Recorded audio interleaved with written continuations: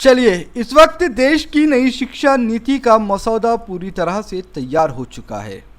बीते 2014 से जिस नई शिक्षा नीति का इंतज़ार किया जा रहा था, वह शिक्षा नीति अब लगभग बनकर तैयार हो गई है।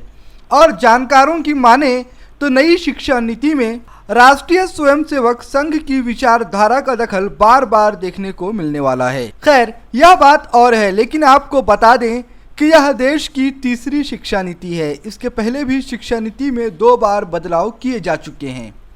लेकिन असल मुद्दा वही है, क्या सरकारी शिक्षा संस्थानों की व्यवस्थाएं सुधर जाएंगी? क्या आंगनवाड़ी शिक्षिकाओं की तनख्वाह बढ़ा दी जाएगी?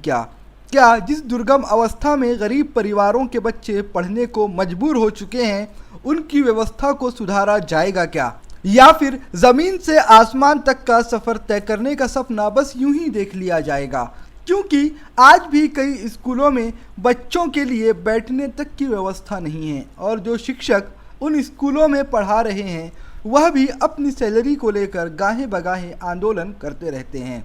आईटेक और कई अलग अलग संगठनों के बैनर तले कई शिक्षक कई बार आंदोलन कर चुके हैं, लेकिन ना तो उन शिक्षकों की व्यवस्था सुधरी और ना ही सरकारी शिक्षा संस्थानों की हालत। आपको बता दें कि सरकार ने जो नई शिक्षा नीति का मसौदा तैयार किया है, उसमें खुद 3 बातें पूरी ईमानदारी के साथ मानी हैं।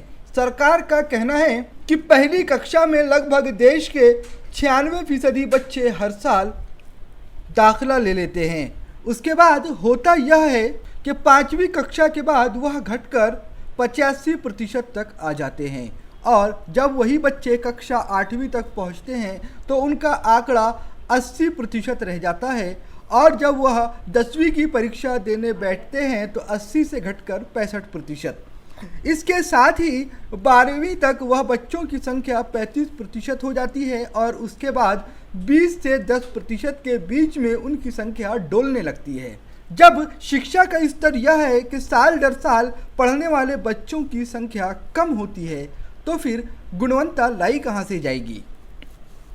दूसरी बात जो सरकार ने अपनी शिक्षा नीति में मानी है, वह यह है कि आज भी देश में 50% से अधिक बच्चे सिर्फ इसलिए स्कूलों में चले जाते हैं कि उन्हें मिड डे मील मिल जाए, उससे उनके खाने की ज़रूरतें पूरी हो जाए। और तीसरी सबसे अहम बात यह है कि सरकार भी इस बात को मानती है कि देश में शिक्षा देने वाले शिक्षकों की गुणवत्ता में कमी आई है। इन सब के बीच सरकार ने नई शिक्षा नीति का जो मसौदा तैयार किया है, उसमें इन तीनों ही खामियों को किस तरह सुधारा जाएगा, इसका कहीं जिक्र नहीं है। तो फिर यह देखना दिलचस्प होगा कि आखिर नई शिक्षा नीति प्रभावी रूप में कैसे लागू की जाएगी। क्या पुरानी व्यवस्थाओं को दुरुस्त किया जाएगा, या इसी तरह एक पंचर गाड़ी के जरिए देश को खींचने की कोशिश की जाएगी? Bureau report, VCN news.